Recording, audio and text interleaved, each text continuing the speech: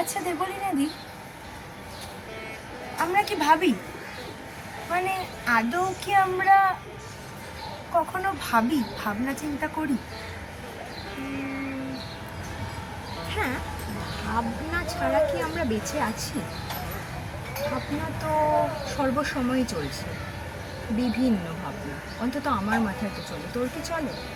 হ্যাঁ, কত কিছু ভাবি। সারাটা ভাবি দিন তো। সারাটা দিনই তো নানা রকমের ভাবনার চিন্তার মধ্যেই তো জর্জরিত হয়ে আছে না? এবং আরেকটাও জিনিস আমার মনে হয় যে আমরা যদি ভাবি, তাহলে যে আমরা যদি সত্যি ভাবি, আমাদের প্রশ্ন আসা উচিত। আমাদের মনে সব জিনিসপত্র নিয়ে সব সময় একটা অনুধাবন থাকা উচিত যে কি ভাবছি, কেন ভাবছি। কিন্তু এখন তো আমি মানুষের মধ্যে, অন্তত আমার চারিপাশের মধ্যে, এই জিনিসটা প্রশ্ন দেখতে পাই না। আর প্রশ্ন দেখতে পেলেও সেটা কতটা ভাবনা বা কতটা গভীর ভাবনা থেকে সেই প্রশ্নটা আসছে, সেইটা নিয়েও একটা খুবই সন্দিহান থাকে। যে বুঝতে পারি না যে আদৌ কি লোকে ভাবছে, কারণ ভাবলে তাহলে কীরকমভাবে এই ধরনের। দেখ, ভাবনাটা আমার মনে হয় কোথাও না কোথাও আমাদের অন্তরের কথা, আমাদের অন্তরের ভাবনা। কিন্তু হয়তো আমাদের চারিপাশটা এতটাই মেটেরিয়াল হয়ে গেছে, বা এতটাই আমরা কিসের পেছনে দৌড়চ্ছি, কেন দৌড়চ্ছি জানি না, কিন্তু সবাই দৌড়চ্ছে বলে দৌড়ে চলেছি। হয়তো সেই জায়গাটা থেকে আমরা ভাবনার গভীর অবধি প্রবেশ করতে পারি না। কিন্তু ভাবনা আছে বলেই তো আমরা আবার দৌড়চ্ছি। কেউ আমাদের ভাবাচ্ছে বলেই তো, বা আমাদের একটু হলেও প্রশ্ন যাচ্ছে বলেই তো আমরা তার মতন করে দৌড়ানোর চেষ্টা করছি। কিন্তু এই জগৎ সংসারটা এমনভাবে আমাদেরকে চেপে বসেছে, বা এই সম্পূর্ণ সমাজ বল, পরিবেশ, পরিস্থিতি, সব দিক থেকে হয়তো সেই জন্য আমরা আমাদের ব্যক্তিগত ভাবনাটা, বা আমাদের যেটা একান্ত আপন ভাবনা, সেটার গভীর অবধি পৌঁছতে পারছি না। খুব তাড়াতাড়ি হয়তো হারিয়ে যাচ্ছি। তাহলে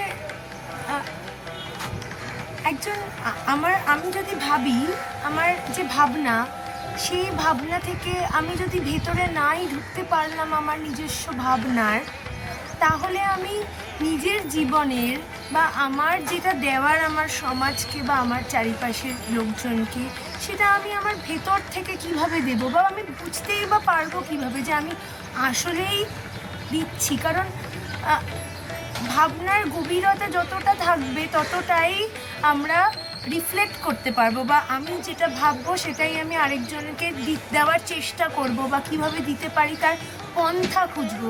যদি আমি সঠিক দিকে নাই ভাবতে পারলাম, তাহলে আমি এই রাস্তাগুলো কি আমার সঠিক হবে?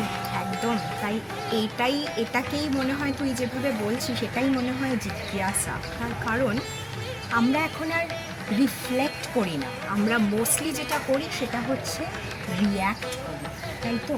পরিস্থিতি আমাদের যেভাবে, সেই পরিস্থিতিটা আমাদের দিকে ছুড়ে দেয়, আমরা ঠিক সেভাবে সেটাকে রিয়্যাক্ট করে ফিরিয়ে দিই।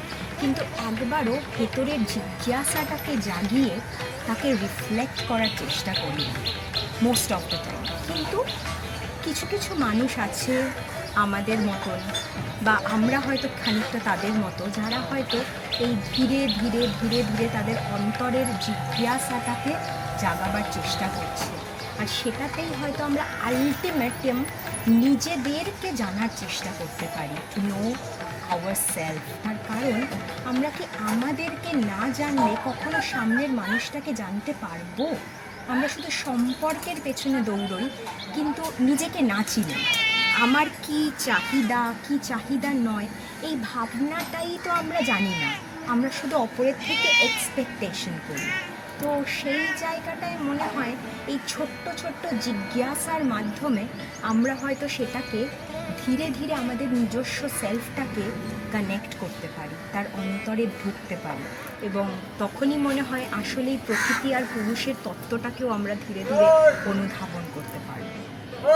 তাহলে কি আমরা একটা প্রশ্ন রাখতেই পারি সবার কাছে, যে আমরা কি আদৌ ভাবি, সেই বিষয়টা নিয়ে যদি আমরা একটু ভাবার চেষ্টা করি, অবশ্যই এটা এবং তো আমরা কি ভাবি, একদম কি ভাবি আর কেন ভাবি, একদম তো এই জিজ্ঞাসাটা মানে তৈরি হলেই ধীরে ধীরে আমরা সেই অ্যাকচুয়াল নলেজটার পেছনে যেতে পারি, অ্যাকচুয়ালি নলেজটাকে ভাবনা চিন্তা করতে পারি, এবং সেই নলেজটাকে যত আমরা ধীরে ধীরে অ্যাকোয়ার করব, যত আমরা জানার চেষ্টা করব, জানবো, ধীরে ধীরে আমাদের অন্তরের সমস্ত ফিলিংগুলোর সাথে আমরা একাত্ম হতে পারবো, অনুভবগুলোর সাথে আমাদের ভাবনাকে একাত্ম করতে পারবো, এবং নিজেকে চিনতে পারলেই আর সামনে যাই ঘটুক না কেন রিয়াকশনের জায়গায় রিফ্লেকশন বেরোবে, এবং রিফ্লেকশন বেরোলেই কানেকশন তৈরি হবে, যেটা হয়তো এই মুহূর্তে আমাদের এই পুরো পৃথিবীর জন্য, আমাদের দেশের জন্য, পৃথিবীর জন্য, আমাদের মানুষ, গাছপালা, প্রকৃতি সবার জন্য খুব দরকার। Connection, connect. হয়তো জিজ্ঞাসা দিয়ে আমরা শুরু করতে পারি।